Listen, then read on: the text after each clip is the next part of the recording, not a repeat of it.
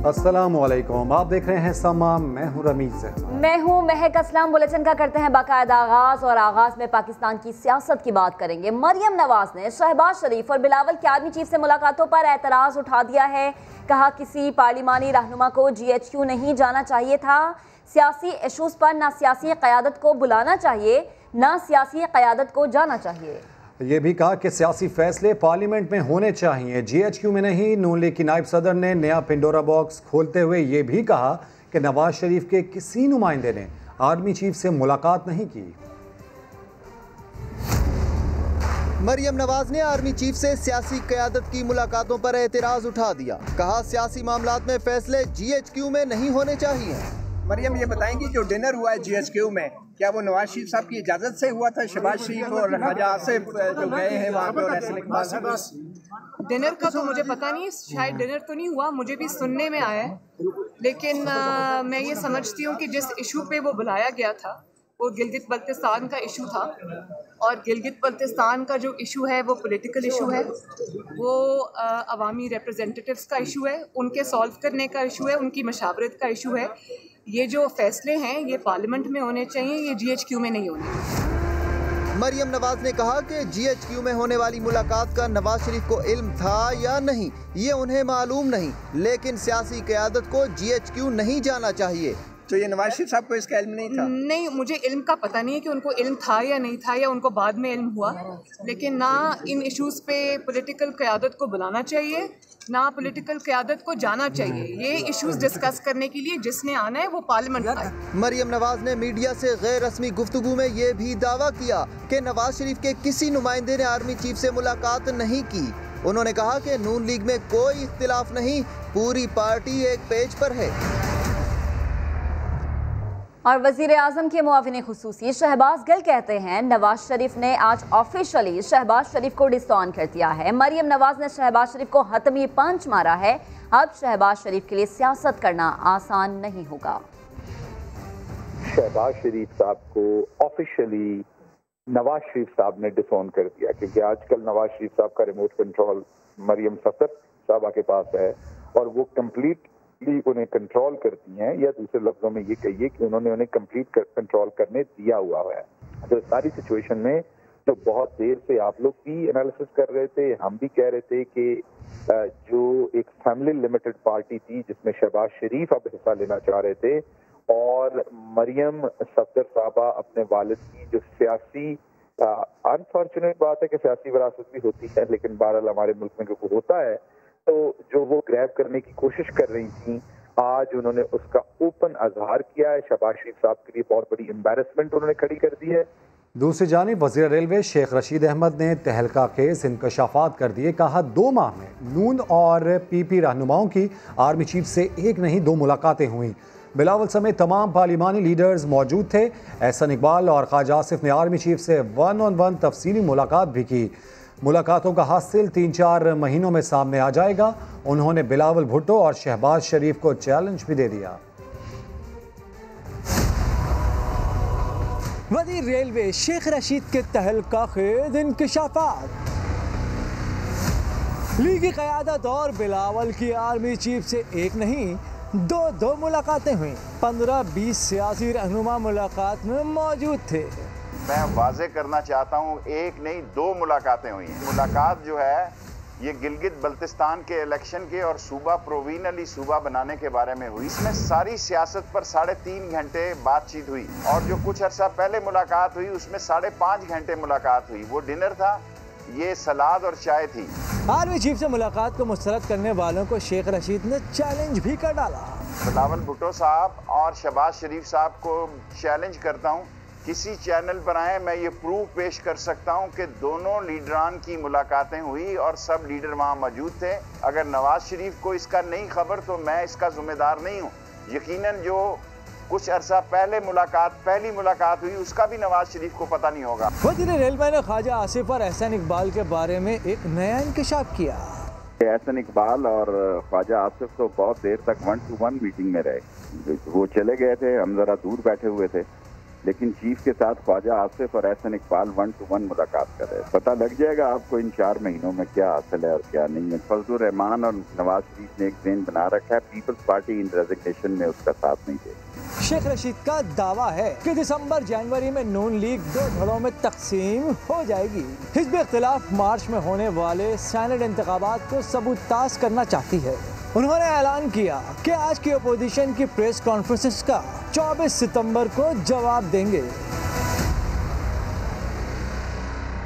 बिलावल भुट्टो जरदारी ने शेख रशीद को खामोश कराने का मुतालबा कर दिया। कराची में न्यूज़ कॉन्फ्रेंस में कहा, कुछ गैर जिम्मेदार लोग नेशनल सिक्योरिटी काउंसिल की इन कैमरा ब्रीफिंग पर टीवी पर बैठकर बात कर रहे हैं। वो जिसके भी तर्जुमान हैं, उन्हें चुप रहने को कहा जाए। उन्होंने शेख रशीद के साथ आइंदा किसी भी मीटिंग में बैठने से इनकार कर दिया। हमेशा से जो नेशनल सिक्योरिटी के नाम पे मीटिंग्स बुलाए जाते हैं, जो in camera off the record meetings होते हैं, उस पे हम डिबेट नहीं करते, उस पे मैं आपके सामने नहीं लेकर आता हूं। आज मैं मजबूर हो के आपके सामने सिर्फ इस हद तक बात करना पड़ूंगा, इसलिए कि कुछ गैर जिम्मेदाराना लोग जिनका कोई ताल्लुक नहीं है ना नेशनल सिक्योरिटी से, ना गिलगित बल्तिस्तान से, ना आज़ाद कश्मीर से, ना फॉरेन पॉलिसी से, जिन्होंने इस मीटिंग में एक लफ्ज नहीं कहा, आजकल हर टीवी चैनल पे आके बात कर रहा है। इस किस्म के बातों से ये जिसका भी स्पोक्स पर्सन है, उनको फौरी उसको कहना चाहिए कि चुप हो जाए। इस किस्म का जो शेख रशीद साहब ने अपने तौर पे जो बयानियाँ दे रहे हैं, ये गैर जिम्मेदाराने हैं। ये बिल्कुल इस प्रेसिडेंट को मैं जितना इस प्रेसिडेंट का मज़ाहमत कर सकता हूँ मैं कर रहा हूँ। आज के बाद तो मैं किसी भी मीटिंग में मौजूद नहीं होऊंगा। मेरा पार्टी नेशनल सिक्योरिटी से ताल्लुक़ रखे, फॉरेन पॉलिसी से ताल्लुक़ रखे, जिससे भी ताल्लुक़ रखे, हम तो शेख रशीद साहब के साथ बैठने को तैयार ही नहीं होंगे। अहम खबर आपको दें, अपोजिशन लीडर की आर्मी चीफ से मुलाकात, शहबाज शरीफ ने चुप साध ली। सहाफ़ी पूछते रह गए लेकिन शहबाज शरीफ ने कोई जवाब न दिया। नून लीग की कॉन्फ्रेंस आर्मी चीफ मुलाकात के हवाले से बुलाई गई थी, लेकिन शहबाज शरीफ मंसूबों की तारीफें और वज़ीर आज़म पर तंज करके चलते बने। अपडेट्स हासिल करेंगे समा के नुमाइंदे आरिफ मलिक से। आरिफ, ऐसा क्या हुआ और सवालात भी नहीं लिए गए इनकी जानिब से? जी प्रेस कॉन्फ्रेंस थी। इसमें 3 हिस्सों में प्रेस कॉन्फ्रेंस की जानी थी। एक तो आर्मी चीफ से जो मुलाकात थी उस हवाले से बताया जाना था, और दूसरा इसमें APC के हवाले बताया जाना था, और तीसरा पार्ट इन्होंने रखा हुआ था कि जो मुमकिना शहबाज शरीफ की गिरफ्तारी है और जो केस आमदन से ज़ायद असासों का चल रहा है उस हवाले से ब्रीफ करना था और मनसूबों के हवाले से बताना था। लेकिन ये प्रेस कॉन्फ्रेंस जो है सारी की सारी शहबाज शरीफ अपने मनसूबों के हवाले से बताते रहे और वज़ीर आज़म पर तनकीद करते रहे और यही अपने मनसूबे गिनवाते रहे। और जो सवालात सहाफ़ियों ने पूछने थे जो मुलाकात के हवाले से और APC के हवाले से, वो सवालात भी नहीं लिए गए, बल्कि वहाँ पर बैठे हुए जो मुस्लिम लीग नून के रहनुमा थे, मरियम औरंगज़ेब थे, राना सनाउल्लाह थे, वो सहाफ़ियों को इशारों से रोकते रहे कि शहबाज शरीफ ने सवाल लेने से मना किया है, कोई भी शहबाज शरीफ को सवाल ना करे। लेकिन फिर भी सहाफ़ी जो है उठ के सवाल करने की कोशिश करते रहे कि मियाँ साहब जो आर्मी चीफ से मुलाकात हुई है उस हवाले से आगाह करें। लेकिन मियाँ साहब अपनी जो मनसूबों के हवाले से बताकर और आखिरी शेर पढ़कर वहाँ से तेज़ी से वहाँ से निकल गए और वहाँ से उठकर प्रेस कॉन्फ्रेंस से चले गए। लेकिन सहाफ़ियों ने फिर जब पूछा कि क्यों मियाँ साहब ये सवालात के जवाब नहीं दिए दूसरे रहनुमाओं से, तो उनका कहना था कि मियाँ साहब को मौक़िफ़ है कि जो ये मुमकिन गिरफ्तारी के हवाले से और आमदन से ज़ायद असासे और मनसूबों के हवाले से जो वो प्रेस कॉन्फ्रेंस की है, शायद ये प्रेस कॉन्फ्रेंस ज़ाया हो जाती और सारी बातें जो है वो दूसरी तरफ डिवर्ट हो जाती। इस वजह से शहबाज शरीफ ने जो है इस प्रेस कॉन्फ्रेंस में बाकी सवालात नहीं ली और ना ही आर्मी चीफ की मुलाकातों के हवाले से वजाहत दी यहाँ पर। और जब बाद में शाहिद खाकान अब्बासी से इन तमाम सवालात के हवाले से पूछा कि ख्वाजा आसिफ और एहसन इकबाल की मुलाकातों के हवाले से बताएं, तो उन्होंने उनका ये कहना था कि उन्होंने कहा कि हम तरदीद करते हैं, मैं खुद उनकी तरदीद करता हूं कि कोई ठीक है। मौजू से हटकर ये प्रेस कॉन्फ्रेंस गई और सहाफ़ियों के सवालात भी ना लिए गए। क्या कहना था शहबाज शरीफ का, वो आपको सुनवाते हैं। मरीम अब क्या नहीं sorry, thank you very much. कोई और अपने पास से निकाल देता मैं मरीम अब क्या नहीं sorry, thank you very much. कोई और अपने पास से निकाल देता। और बिलावल भुट्टो ने जनरल फैज़ की तरफ इशारा करके क्या कहा, बताएंगे आपको कुछ देर बाद। बिलावल भुट्टो ज़रदारी ने अपनी प्रेस कॉन्फ्रेंस में जनरल फैज़ की तरफ इशारा करके आखिर क्या कहा था, अब से कुछ देर बाद आपके साथ शेयर करेंगे। कौन सी मुलाकात, कहां की मुलाकात, किससे मुलाकात? मुस्लिम लीग नून के रहनुमा एहसन इकबाल किसी की बात भी मानने को तैयार नहीं। कहते हैं आर्मी चीफ से कोई मुलाकात नहीं हुई। ख्वाजा आसिफ की भी आर्मी चीफ से मुलाकातों को मुस्तरद कर दिया। लीगी रहनुमा ने शेख रशीद पर इल्ज़ाम भी लगा दिया। और आपकी और ख्वाजा आसिफ साहब की आर्मी चीफ से मुलाकात हुई थी, वन ऑन वन नहीं, मेरी कोई मुलाकात नहीं। मेरी आर्मी चीफ के साथ कोई वन ऑन वन मुलाकात ख्वाजा आसिफ साहब आपके साथ नहीं। मेरी और ख्वाजा आसिफ साहब के साथ, आर्मी चीफ के साथ कोई वन ऑन वन मुलाकात नहीं हुई। अगर शेख रशीद साहब ने यह कहा तो झूठ बोला। और लीगी रहनुमा ख्वाजा आसिफ ने भी आर्मी चीफ से वन ऑन वन मुलाकात की तरदीद कर दी। नून लीग के इजलास में ख्वाजा आसिफ ने वाज़ेह किया कि उनकी और एहसन इकबाल की कोई मुलाकात नहीं हुई। शेख रशीद का दावा दुरुस्त नहीं है, आरिफ मलिक इसी पर रिपोर्ट करेंगे। मुस्लिम लीग नून के सदर शहबाज शरीफ की प्रेस कॉन्फ्रेंस से पहले पार्टी क़यादत का अहम इजलास। मीडिया के मुमकिन सवालात ज़ेरे बहस आए तो आर्मी चीफ से मुलाकात का मामला भी उठाया गया। रहनुमाओं ने ख्वाजा आसिफ से शेख रशीद के दावे के बारे में सवाल किया। ख्वाजा साहब का कहना था कि आर्मी चीफ से उनकी कोई वन ऑन वन मुलाकात नहीं हुई। इजलास में शहबाज शरीफ की प्रेस कॉन्फ्रेंस से मुतल्लिक मुशावरत भी हुई। ख्वाजा आसिफ ने कहा कि आपसे पूछा जाएगा नवाज शरीफ के मौक़िफ़ से कितने मुत्तफिक हैं, जिस पर शहबाज शरीफ ने कहा कि हमारा नुक्ता नज़र वाज़ेह है, नवाज शरीफ हमारे कायद हैं, वो जो कह गए हैं हम वैसे ही करेंगे। इजलास के शुरका में शाहिद खाकान अब्बासी, राना सनाउल्लाह, खुरम दस्तगीर और मरियम औरंगजेब भी शामिल थे। इसके अलावा शाहिद खाकान अब्बासी ने मुस्लिम लीग नून के किसी भी रहनुमा की आर्मी चीफ से वन ऑन वन मुलाकात की तरदीद कर दी। ये भी कहा कि आर्मी चीफ से पार्लिमानी रहनुमाओं की मुलाकात का APC से कोई ताल्लुक नहीं। ऐसी मुलाकातें खुफिया नहीं, मामूल का हिस्सा होती हैं। मज़ीद क्या कहा, आइए सुनते हैं। किसी भी PMLN के लीडर की आर्मी चीफ से वन ऑन वन मुलाकात नहीं हुई। नवाज शरीफ को आगाह किया गया था APC से पहले शहबाज शरीफ जब मुलाकात करने गए थे। देखिए उसका APC से कोई ताल्लुक नहीं था, वो एक पार्लिमानी मुलाकात थी। नवाज शरीफ को आगाह किया गया था। ये मुझे इल्म नहीं है, मुझे भी इसका इल्म नहीं था। ये मामूल की मुलाकातें होती रहती हैं मुख्तलिफ औकात में, और ये अस्करी क़यादत की दावत पर थी। कॉन्फिडेंशियल मुलाकात कॉन्फिडेंशियल नहीं होती, ये सीक्रेट मुलाकातें नहीं है। ये कुछ ऐसी बातें होती हैं जो पब्लिक डिबेट में नहीं आती। मरियम साहब ने आज कहा है कि किसी भी सियासी क़यादत को आर्मी चीफ से GSQ में जाके वहाँ मुलाकात नहीं। ये बात उन्होंने नहीं कही जी। आज उन्होंने कहा है कि पार्लिमान के मामलात पार्लिमान के अंदर ही तय होने चाहिए। ये बात बिल्कुल दुरुस्त है। बिलावल भुट्टो ज़रदारी ने कहा है कि गंडापुर का गिलगित बल्तिस्तान में शफाफ इलेक्शन से क्या लेना देना। मैंने शफाफ इलेक्शन के लिए जनरल फैज़ की तरफ इशारा किया था। उनका मजीद क्या कहना था, आइए आपको दिखा देते हैं। गंडापुर साहब मुझे तसल्ली देने की कोशिश कर रहा था कि साफ और शफाफ इलेक्शंस वो करवाएंगे, जिस पे मैंने जनरल फैज़ साहब की तरफ इशारे करते हुए कहा कि मैं आपसे नहीं उसकी तरफ देखूंगा कि अगर साफ और शफाफ इलेक्शंस वहाँ होते हैं या नहीं। वो उस कमरे में बैठे हुए लोग के लिए एक इशारा था जो आपको भी आप समझ में आ चुका होगा, उनको भी समझ आ चुका होगा। अफसोस के साथ कि गंडापुर साहब के समझ में नहीं था। उसका हाथ में क्या है कि साफ और शफाफ इलेक्शंस हो गिलगित बल्तिस्तान में।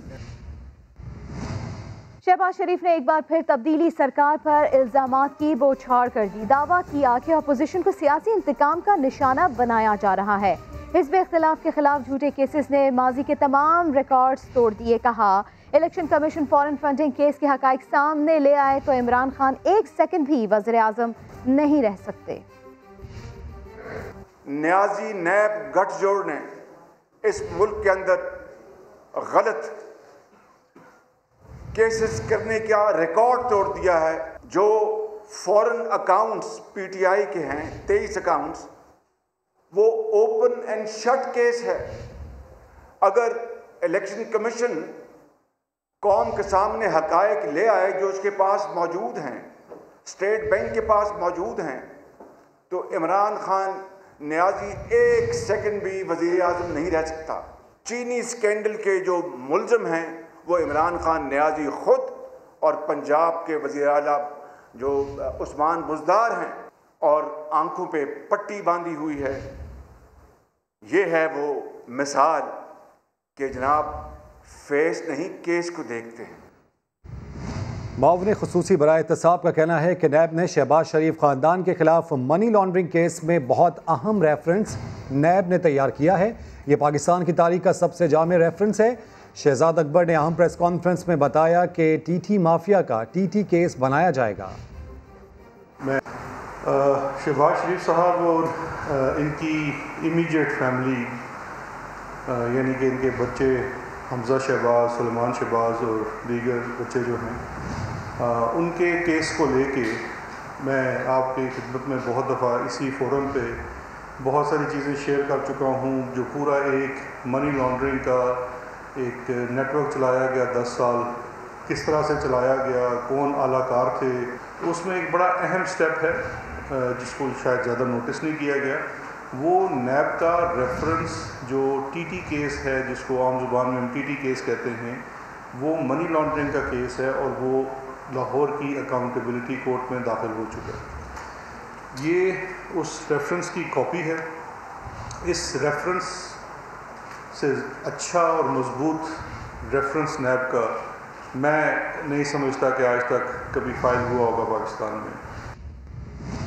लंदन में हसन नवाज ने नवाज शरीफ के वारंट वसूली से इनकार किया तो कौंसिल अताशी के जरिए आज दोबारा तामील कराने का फैसला कर लिया गया। वफाकी हुकूमत ने इस्लामाबाद हाई कोर्ट को आगाह करते हुए काउंटी कोर्ट के जरिए वारंट की तामील के लिए मोहलत मांग ली। इस्लामाबाद हाई कोर्ट में अल अजीजिया रेफरेंस में नवाज शरीफ की अपील पर समाअत। Additional attorney general Tariq Khokhar ने बताया कि एतराज सामने आया था कि हसन नवाज ने वारंट जाती तौर पर वसूल नहीं किए। रॉयल मेल का ऑनलाइन रिकॉर्ड मौजूद है, सब देख सकते हैं। गुज़िश्ता रात हसन नवाज के सेक्रेटरी ने हाई कमीशन से राब्ता किया, वारंट्स की गिरफ्तारी आज जाती तौर पर पहुँचाने की दरखास्त की। Consul attache Abdul Hanan Avenfield apartments में वारंट्स लेकर खुद जाएंगे। जस्टिस आमिर फारूक ने रिमार्क्स दिए कि अगर अताशी जाती तौर पर वारंट्स लेकर जाते हैं तो इंतजार कर लेते हैं, लेकिन काउंटी कोर्ट वाले प्रोसेस पर महीनों इंतजार नहीं करेंगे। एडिशनल अटॉर्नी जनरल ने काउंटी कोर्ट के जरिए तामीली रिपोर्ट के लिए मोहलत मांगी। अदालत ने इस्तदा मंजूर करते हुए समाअत 30 सितंबर तक मुलतवी कर दी। एवन फील्ड रेफरेंस में सजा के खिलाफ मरियम नवाज और कैप्टन सफदर की अपीलों पर भी समाअत हुई। मरियम नवाज और कैप्टन रिटायर्ड सफदर वकला की बड़ी तादाद के हमरा कमरे अदालत में आए। जस्टिस आमिर फारूक ने रिमार्क्स दिए, हमने नवाज शरीफ की हाजिरी यकीनी बनाने का अमल शुरू कर रखा है। आपकी अपीलें ये अमल पूरा होने के बाद सुनेंगे। दोनों की अपीलों पर समाअत 9 दिसंबर तक मुलतवी कर दी गई। बड़े साहब की बात करते हैं। आसिफ अली जरदारी की मुश्किलात में इजाफा हो गया। एहतसाब अदालत ने 3 ज़िमनी रेफरेंसेस खारिज करने के लिए दायर दरख्वास्तें मुस्तरद कर दी। फर्दर जुर्म के लिए 28 सितंबर को तलब कर लिया। 8 अरब की मशकूक ट्रांजैक्शन के केस में भी जियाले रहनुमा के वारंट गिरफ्तारी निकल सकते हैं। पार्क लेन का ज़िमनी रेफरेंस खारिज होगा, ना मनी लॉन्ड्रिंग और ठट्टा वाटर सप्लाई केस से जान छूटेगी। एहतसाब अदालत ने आसिफ जरदारी की 3 ज़िमनी रेफरेंस खारिज करने की दरखास्तें मुस्तरद कर दी। जाली अकाउंट्स के तीनों रेफरेंसेस में 28 सितंबर को फर्द जुर्म आयद की जाएगी।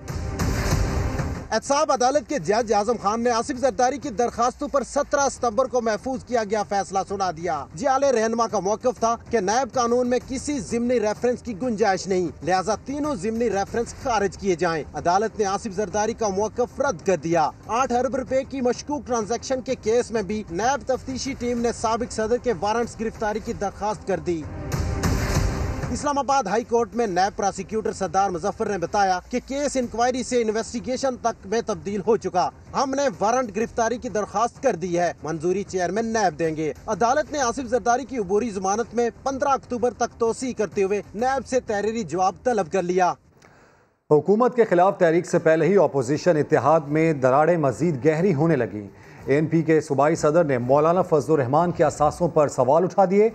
ML वली कहते हैं बिला इम्तियाज एहतसाब की हिमायत करते हैं, मौलाना साहब को भी हिसाब किताब देना चाहिए। मौलाना काटक में 2000 एकड़ का फार्म हाउस कहाँ से आया, उन्होंने मजीद क्या कहा, आइए सुनते हैं। बिल्कुल हर किसी से पूछना चाहिए, अब मौलाना साहब भी वजाहत कर लें, अटक के 2000 एकड़ का फार्म हाउस किसका है, ये सब वजाहतें चाहिए लोगों को। टाइमिंग बिल्कुल गलत है, मैं मानता हूँ टाइमिंग ठीक नहीं। अक्रॉस द बोर्ड पाकिस्तान के रियासती हिसाब किताब में जिसका भी किरदार है उसकी अकाउंटेबिलिटी होनी चाहिए। PSP के सरबराह मुस्तफ़ा कमाल ने सानह बल्दिया केस से मुतालिक इंसदाद दहशतगर्दी अदालत के फैसले पर तहफ़्फ़ुज़ात का इजहार कर दिया। कहा एक चर्च पीने वाले की गवाही की बुनियाद पर 2 लोगों को सजाए मौत सुनाई गई, असल मुजरिम फैक्ट्री मालिकान है। उन्होंने मजीद क्या कहा, आइए सुन लेते हैं। लानतुल्लाहि अलल काज़िबीन, झूठों पर अल्लाह की लानत। मेरा सगा भाई भी खुदा ना खास्ता इस जुर्म में इन्वॉल्व होता, मैं कहता जला दो उसको। एक ही आई विटनेस है पूरे वाक़े का, नीचे चर्च पीने चला गया, ये वो लिखवा रहा है, ये मैं नहीं कह रहा मैंने चर्च की सिगरेट पी। 4 लोग और थे वहाँ पर जुबैर के साथ, वो कोई केमिकल फेंक रहे थे। चर्च पिया हुआ आदमी, अब उसको पता नहीं 1 के 4 नजर आ रहे हैं, 4 का 1 नजर आ रहा है, नहीं पता, वो कह रहा मैंने चर्च पी है। पूरा पाकिस्तान यक जुबान होकर कह रहा है कि ये कातिल है, मैं बोल रहा हूँ नहीं है। बल्दिया फैक्ट्री की एंट्री एग्जिट एक गेट से थी, उस गेट के ऊपर कैमरा लगा हुआ है और 4 गनमैन बैठे थे। 4 उनसे पूछ लिया जाता कि भाई अंदर कौन गया और बाहर कौन आया, कौन आग लगाने आया। मालिकान कल्प्रेट है, ये भाईला ब्रदर्स और उनका मैनेजर ये मुल्क में क्यों नहीं आ जाते? उनको पता है कि आग उनकी गलती से फैली है। एक सियासी पार्टी जिनके ये कारकुनान है वो धड़ाधड़ बयान ठोक रही है कि अल्लाह का शुक्र है हम मुतमईन हो गए इस फैसले से। बेगैर तो शर्म नहीं आती? तुम मुहाजिरों के ठेकेदार हो, ये जो सजा मौत पाने वाले लड़के मुहाजिर नहीं है, तुमको पता है कि ये झूठा मुकदमा है। एक पेशी की मार है हाई कोर्ट में, एक पेशी की मार है, उड़ जाएगा ये केस। एक मोबाइल फोन छिनता है तो उसकी वीडियो चल रही होती है, रिकॉर्ड पे है, अदालत की रिकॉर्ड पे।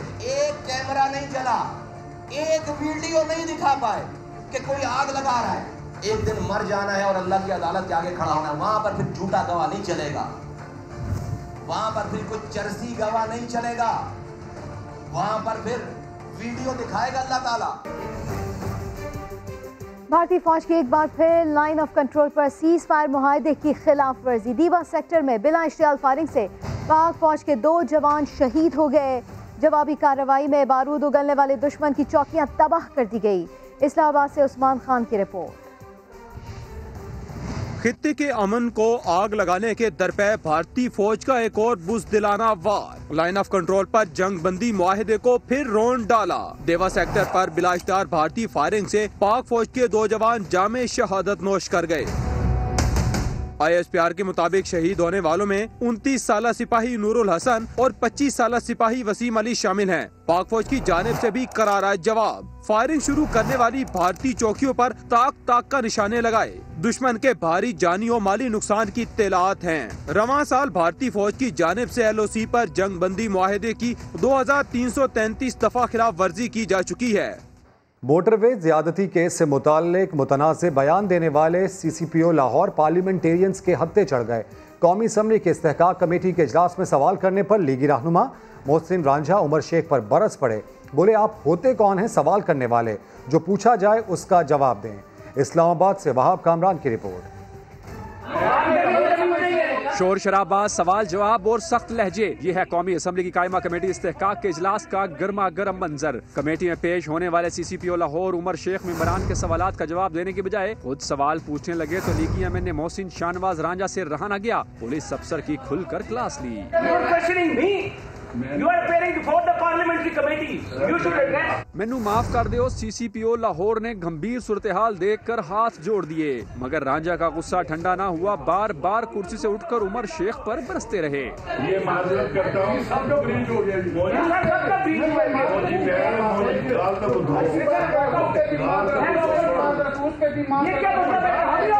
गया। ये कोई बात है? इजलास के बाद भी लीगी रहनुमा ने उमर शेख को आईना दिखाया। हमें ये लग रहा था कि जिस तरह हम शामिल तफ्तीश हो गए और हम उनकी तफ्तीश का हिस्सा बन गए, और वहीं से मुझे अंदाजा हो गया कि आपने जो खातून के बारे में रिमार्क्स दिए थे मोटरवे पे, वो बिल्कुल आपके जहन की अक्कासी करता है। हुकूमती रुकन अली मोहम्मद की जानिब से CCPO के रवैये पर माजरत करने के बाद मामला रफा दफा हो गया। अहम खबर आपको दें, असद उमर ने वजारत आबी वसाइल से K4 मंसूबे का एक्शन प्लान मांग लिया। कराची में तब्दीली प्लान के तहत विफाकी मंसूबों पर अमल दरामद का जायजा लिया जाएगा। अपडेट्स हासिल करेंगे समा के नुमाइंदे शकील अहमद से। शकील, तो क्या पेशरफ्त है कराची तब्दीली प्लान में? देखिए रमीज, जो कराची ट्रांसफॉर्मेशन प्लान है उसके तहत वफाकी हुकूमत अपनी मुकम्मल प्लानिंग कर रही है कि किस तरह मंसूबों पर अमल दरामद करना है। आज इस्लामाबाद में इजलास हुआ है असद उमर की ज़ेर सदारत, और उनका ये कहना है कि K4 समेत मुतअद्दिद मंसूबों की जो जिम्मेदारी वफाकी हुकूमत ने ली है उस पर अमल दरामद का प्लान तैयार किया जा रहा है। इन मंसूबों में कराची ग्रेटर वाटर सप्लाई है, सर्कुलर रेलवे है, ग्रीन लाइन BRT है, फिर रेलवे फ्रेट कॉरिडोर के मंसूबे हैं, और दरियाओं नदी नालों की बहाली से मुतल्लिक मंसूबे भी प्लान का हिस्सा हैं। तो KTP मंसूबों की निगरानी के लिए एक MNA नजीब हारून की सरबराही में कमेटी भी कायम की गई है जो तमाम वजारतों के साथ हम आहंगी के लिए काम करेगी। और असद उमर ने वजारत आबी वसाइल से K4 मंसूबे का एक्शन प्लान मांगा है ताकि इस पर जल्द अमल दरामद का आगाज किया जाए। तो मुतल्लिका रेलिवेंट जो मिनिस्ट्रीज थी उनके ऑफिशियल्स ने आज इस इजलास में शिरकत की है और मंसूबों को जो है उन पर पेशरफ्त का जायजा लिया गया है। अपडेट्स के लिए शुक्रिया शकील। अवामी मुश्किलात की बात करेंगे। 12 घंटे बिजली की लोड शेडिंग ने कराची वालों का जीना हराम कर दिया है। परेशान शहरी दुहाइयां देने लगे। अशरफ खान की रिपोर्ट। आधी रातों को लाइटें जा रही हैं, बहुत तंगी हो रही है, लोगों के दिलों में हाय निकल रही है। रातें मच्छरों से बातें करते करते गुजरती है और दिन में गर्मी से मुकाबला। घंटों गायब रहने वाली बिजली रात दिन तारे दिखाने लगी। Site Metroville, Lyari, lines area, Kemari, Malir, Shah Faisal और आसपास के इलाकों में लोड शेडिंग का दौरानिया 12 घंटे तक पहुंचा तो आवाम का सब्र जवाब देने लगा। रात को 1 बजे जाती है तो 2 बजे आती है, फिर सुबह 9 बजे जाती है, 10 बजे आती है। बच्चे छोटे छोटे हमारे हैं, उसकी वजह से बच्चे परेशान होते हैं। 2 दाड़े कल रात में तकरीबन 12:30 बजे गई और रात में 2:30 बजे 3 बजे लाइट आई है। गुरु मंदिर, सोल्जर बाजार, गार्डन और सदर के इलाकों में भी 8 से 10 घंटे बिजली गायब रहने लगी। North Nazabad, Liaquatabad, FB area और दीगर इलाकों में 7 से 8 घंटे के एलानिया और गैर एलानिया लोड शेडिंग का सिलसिला जारी है। गैस सप्लाई में कमी के बाइस बिजली की पैदावारी सलाहियत मुतासर होने से शॉर्टफॉल 400 मेगावाट तक पहुँच गया। हमारे 4 में से 3 गैस प्लांट्स की प्रोडक्शन इम्पैक्ट हो रही है कम प्रेशर की वजह से। गैस सप्लाई मुतासर होने का जिम्मेदार वफाक और सिंध एक दूसरे को ठहरा रहे हैं, लेकिन खुमियाजा आवाम को ही भुगतना पड़ रहा है। सुरजानी से डिफेंस और औरंगी से लेकर कोरंगी तक कोई इलाका लोड शेडिंग से महफूज नहीं। कराची में गैस के बहरान और बिजली की लोड शेडिंग ने आवाम पर दोहरा अजाब मुसल्लत कर दिया। North Nazimabad, old city area, Lyari समेत मुख्तलिफ इलाकों में गैस के कम प्रेशर तो कभी मुकम्मल बंदिश ने शहरियों को सिलेंडर्स के इस्तेमाल पर मजबूर कर दिया। सलमान अहमद की रिपोर्ट। बिजली तो चली जाती है लेकिन अब तो गैस भी जाने लगी। जी हाँ, इन दिनों शहर कायद के मकीन दोहरे अजाब का शिकार हैं। लियारी हो या old city area, north Nazimabad, federal B area, Kemari, Korangi और औरंगी में गैस न होने या गैस का प्रेशर कम होने की शिकायत अब मामूल बन गई हैं। 4 हफ्ते से गुज़िश्ता मैं रेगुलर जो है कंप्लेंट्स कर रहा हूँ, सुई गैस की ऐप पे भी कर रहा हूँ। ख़वातीन अलग टेंशन दे दिए कि जाएं बाहर से रोटी लेकर आएँ। अब यही करते रहें सारा दिन के यार हम लोग काम पे जाएंगे, अपने धंधे से जाएंगे, या रोटी या सालन लेकर आएंगे। सुबह जाओ तो नाश्ता लेकर आओ, फिर जाओ निकलो। सुबह का नाश्ता बनाना हो या रात का खाना, गैस के बहरान ने ख़वातीन को परेशान किया हुआ है। सिलेंडर ऐसा लगता है हमने घर में अपने बम रखा हुआ है। बिल्कुल गांव देहातों की तरह हम इस तरह ज़िंदगी गुजार रहे हैं। इतनी गर्मी में 5-5, 6-6 घंटे किचन में ही खड़े रहते हैं। पुराने दौर में चले गए, न चूल्हा था, वो न गैस थी, न कुछ था, लकड़ियाँ, कोयले, सब बुरादे की अंगीठी सब जलाते थे। अब वही दौर दोबारा आ गया। घर के नलकों में पानी आता नहीं, सड़कों से सीवरेज का पानी जाता नहीं। टूटी फूटी सड़कें और बिजली की आंख मचोली का शिकार कराची के शहरी कहते हैं कि गैस की लोड शेडिंग ने उनका जीना महाल कर दिया है। पहले ही बिजली की लोड शेडिंग से परेशान शहरी अब गैस के बहरान की वजह से दोहरी अजियत का शिकार हो गए हैं। कैमरामैन मरगूब हुसैन के साथ सलमान अहमद, समा, कराची।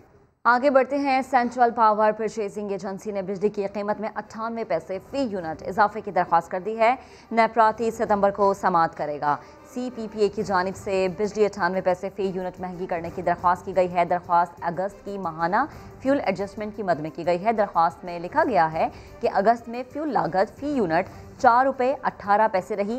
रेफरेंस फ्यूल लागत 3 रुपये 20 पैसे थी। नेपरा दरख्वास्त पर समाअत 30 सितंबर को करेगा। बिजली की कीमत में इजाफे से सार्फिन पर 10 अरब रुपए का बोझ पड़ेगा।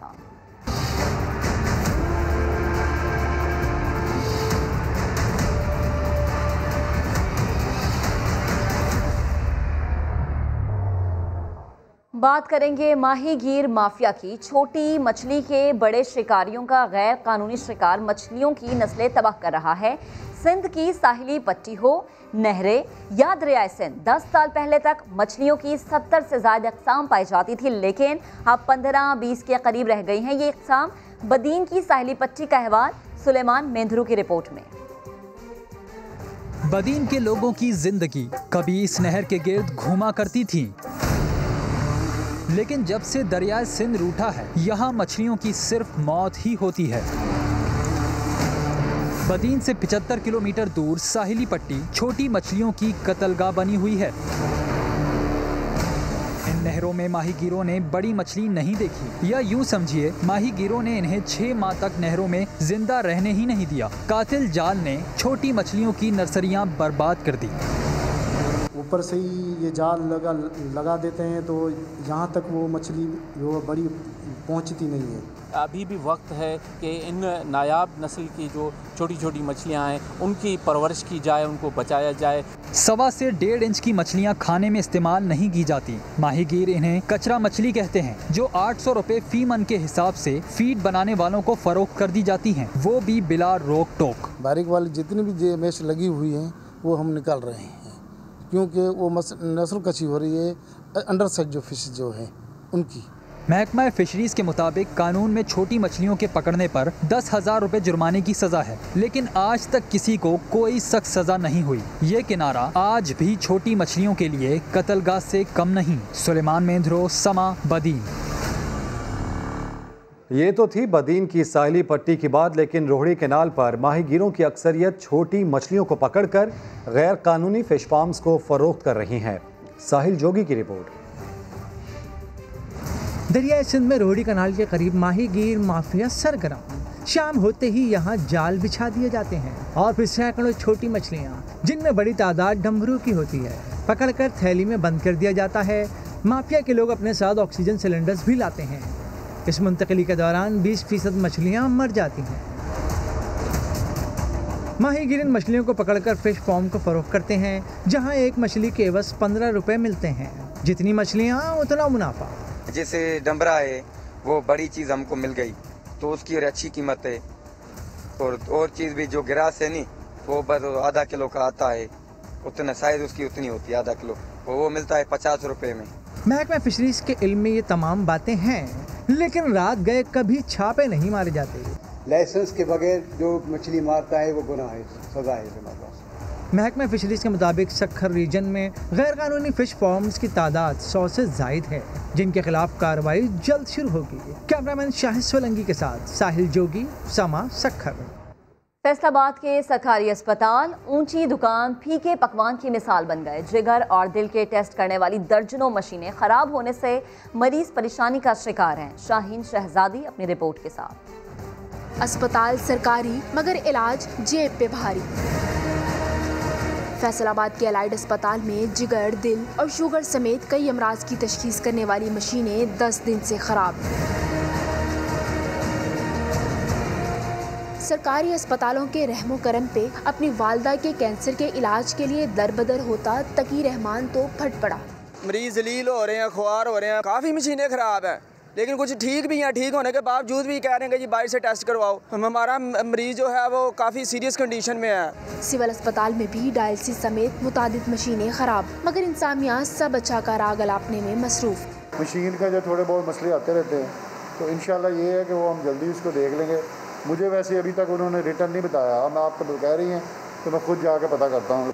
सिविल और अलाइड अस्पताल में रोज़ाना हज़ारों मरीज़ इलाज के लिए आते हैं।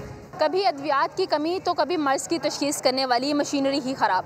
सरकारी अस्पताल में आने वाले मरीज़ इलाज के लिए रुलने लगे हैं। कैमरामैन हाफिज़ अवैस के साथ शाहीन शहजादी, समा, फैसलाबाद। बढ़ती हुई महंगाई का जिन एक बार फिर बेकाबू हो गया। यूटिलिटी स्टोर्स पर अशियाए ज़रूरियत की किल्लत पैदा हो गई है, ख़रीदार परेशान हो गए। रिपोर्ट कर रहे हैं मोहसिन अली। ना आटा ना घी, चीनी तो दिखाई ही नहीं देती। मुल्तान के स्टोर पर खाने की चीज़ें नायाब हो गईं। अशियाए ज़रूरत की किल्लत के बायस शहरी परेशानी का शिकार हैं। जो बुनियादी ज़रूरियात की चीज़ें हैं वो तो यहाँ है नहीं, तो फिर बस आप भी आए हुए हैं तो देख रहे हैं कि हर चीज़ की कीमतें पिछले महीने से ज़्यादा बढ़ी हुई हैं। यूटिलिटी इंतजामिया का कहना है कि सप्लाई रुकने से मसाइल पैदा हो रहे हैं। इनका टेंडर इशू है, हमारे वेयर हाउस नहीं लें जब तक, जिस तरह हमारा सिटी मुल्तान है, जब तक हमारे वेयर हाउस में सप्लाई नहीं आएगी इतने स्टोरों पर सप्लाई नहीं आ सकती। यूटिलिटी स्टोर्स पर अशिया की कमी से सार्फिन को शदीद परेशानी का सामना है। कैमरामैन चौधरी महबूब के साथ मोहसिन अली, समा, मुल्तान। अब आपको बताएं, जिला खैबर की दूर दराज वादी तीरा में पहला पुलिस स्टेशन कायम कर दिया गया है। SHO समेत 80 अहलकार तैनात कर दिए गए। मजीद जानते हैं सज्जाद हैदर से। पाक फौज की कुर्बानियों के नतीजे में कबायली अजला में दहशत गर्दों को शिकस्त और अमन कायम हो गया। अब इंफ्रास्ट्रक्चर पर तवज्जो। दूर दराज जम कबायली अजला में तालीम और सेहत की सहूलियात तो दी जा रही हैं, ताहम वादी तीरा की तारीख का पहला थाना कायम। CCPO पेशावर ने इफ्तिताह कर दिया। उनको हम उनके डोर स्टेप्स पर एक फैसिलिटी दे सकें, तो उसके लिए ये जो थाने का क़याम है, अवाम के साथ रब्ता, अवाम की खिदमत, क्राइम के कंट्रोल, जनरल अमन व अमान के हवाले से इसका बहुत बड़ा फ़ायदा आप इंशाल्लाह देखेंगे। जम कबायली अजला में इस्लाहात के बाद अपनी इमारत में मुंतकिल होने वाला ये पहला पुलिस स्टेशन है। सज्जाद हैदर, समा, पेशावर। बराह रास्त आपको लिए चलेंगे। वज़ीर ख़ारिजा शाह महमूद कुरैशी मुल्तान में मीडिया से गुफ्तगू कर रहे हैं और इस पर इत्तफाक राय पैदा करने के लिए अगर एक नशिस्त हुई है तो ये बहुत एक अच्छा कदम है। हुकूमत पाकिस्तान ने, हुकूमत वक्त ने इमरान खान साहब की हिदायत के मुताबिक हम कोई फ़ैसला मुसल्लत नहीं करना चाहते, हम फैसले पर इत्तफाक राय पैदा करना चाहते हैं। और मैं समझता हूँ ये नशिस्त उस राय को हमवार करने में सूदमंद साबित होगी। सर, FATF का अहम जो है इजलास होगा, उसके हवाले से आप बताइएगा कि अपोजिशन जो है उसको मस्बत किरदार अदा नहीं कर रही, इस हवाले से क्या? FATF पे तो अहम इजलास हो गया। FATF पर आपके इल्म में है जो कानून साजी होनी थी वो हमने कर ली है। कौमी असम्बली ने, सेनेट के बहुत से मेंबरान ने अपनी राय हमें दी। ऑपोजिशन ने भी बहुत से अपने एतराज़ात उठाए और हमने उन एतराज़ात को दूर करने के लिए उनसे तवील नशिस्तें की, मशावरत की, और मशावरत के बाद उनकी बहुत सी तजावीज़ हमने कबूल भी की। और जो नई लेजिस्लेशन आपके सामने आई है, जो कानून साजी सामने आई है, उसमें उनको समो दिया, परो दिया। तो मैं समझता हूँ कि शाह महमूद कुरैशी मीडिया से गुफ्तगू कर रहे हैं। मुल्तान में उनका कहना है कि मुल्क की सालमियत के लिए मिल बेचने में कोई मसला नहीं होना चाहिए। एक ब्रेक के बाद आप देख सकेंगे प्रोग्राम 7 से 8। देखते रहिए समा।